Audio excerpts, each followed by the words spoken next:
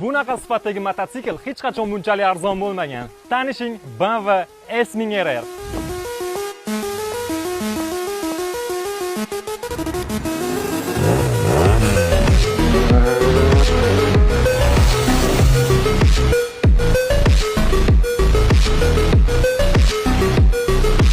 Mototsiklimiz sifatiga umuman gap bo'lish mumkin emas. 400 kubli replika motor bilan esa sport baykga yarasha bor emotsiyani olishingiz mumkin. Maksimal tezligi esa 180 ga chiqa oladi. Ko'rinishga keladigan bo'lsak, har qanday odamni o'ziga bittada jalb qila oladi. Kuchli LED faralari esa tunda bemalol harakatlanishingizni ta'minlaydi. Eng muhim jihatlardan biri bu albatta balonlari. Bu yerda 150-70 17 razmerdagi g'ildiraklar o'rnatilgan. To'xtash uchun esa jiddiy tormoz va ABS tizimi javob beradi. Glushitl esa Akrapovich.